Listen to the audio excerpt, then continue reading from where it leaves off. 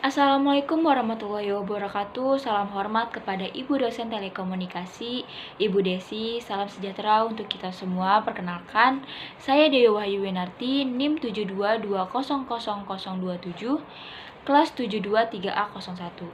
Pada video kali ini saya akan membahas tentang media transmisi. Apa itu media transmisi? Nah, media yang menghubungkan antara pengirim dan penerima data. Karena jarak yang jauh, biasanya data itu diubah terlebih dahulu jadi kode atau isyarat. Nah, kode ini yang akan dimanipulasi dengan beragam macam cara dan diubah kembali menjadi data. Jenis media transmisi itu ada 6. Salah satunya itu media inframerah. Inframerah ini adalah sinar elektronik dari panjang gelombang. Nah, inframerah ini lebih panjang dari cahaya tampak tapi lebih pendek dari gelombang radio. Panjangnya itu 700 nanometer sampai 1 mm. Inframerah ini memiliki karakteristik yaitu dia tidak dapat dilihat oleh mata. Jadi kalau misalkan sinar itu terpapar ke mata kita, itu bakal bahaya banget. Nah, inframerah ini juga bisa tembus pada media yang transparan aja seperti kaca. Dia juga dapat dihasilkan dari komponen-komponen yang menghasilkan panas. Dan panjang gelombang infrared ini hubungannya itu berlawanan dengan suhu. Jadi, kalau suhunya naik, panjang gelombang infrared itu akan turun. Nah, lanjut ke bagaimana sih cara kerjanya. Nah, sistem sensor infrared ini pada dasarnya menggunakan inframerah itu sebagai media komunikasi data antara penerima dan pengirim data. Sistemnya itu jika infrared merah ini yang dipancarkan terhalang oleh suatu benda yang tidak tembus pandang, maka tidak dapat dideteksi oleh si penerima data. Nah, lanjut ke inframerah ini berbahaya nggak sih? Nah, inframerah ini sama bahayanya dengan sinar UV. Dia mampu merusak jaringan kulit terdalam. Nah, jika terpapar secara langsung dan berlebihan, itu akan merusak pigmentasi kulit, kolagen kulit, dan memicu timbulnya flek hitam. Nah, ini yang merupakan tanda awal timbulnya sel kanker kulit. Jadi,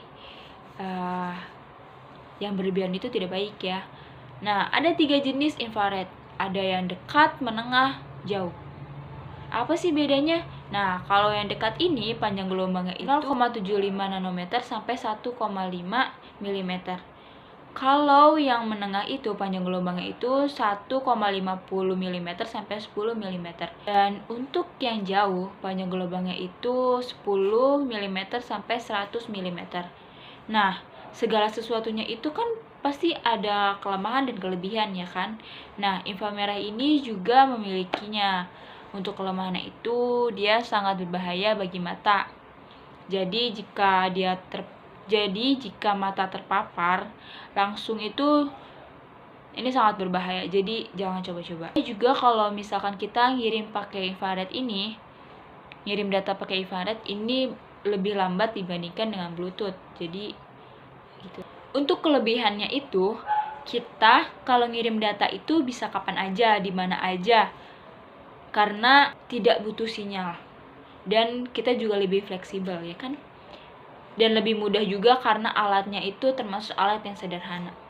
Nah, infrared ini juga bermanfaat di kehidupan sehari-hari. Nah, itu bisa di bidang kesehatan, keruangan, industri, dan komunikasi. Yang pertama itu di bidang kesehatan. Sinar infrared ini dapat membersihkan darah kita, memperbaiki tekstur kulit, dan mencegah rematik karena asam urat yang tinggi. Dan berguna juga untuk mengaktifkan molekul air dalam tubuh.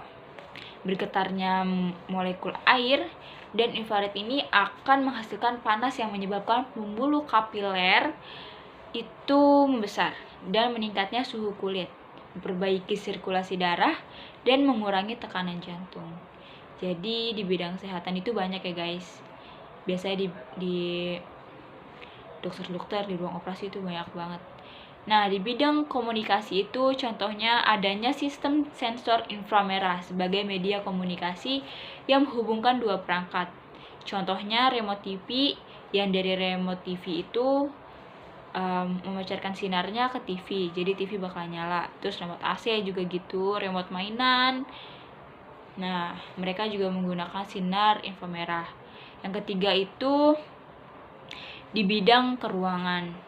Nah, sinar inframerah ini yang dipancarkan terhadap suatu objek dapat menghasilkan foto inframerah. Nah, foto inframerah yang bekerja ini didasarkan oleh pancaran panas dari suatu objek, bisa digunakan untuk membuat lukisan panas dari suatu daerah atau objek tersebut. Yang terakhir itu ada di bidang industri. Contohnya itu ada lampu infrared yang digunakan untuk proses pemanasan di pabrik-pabrik, contohnya pemanggang.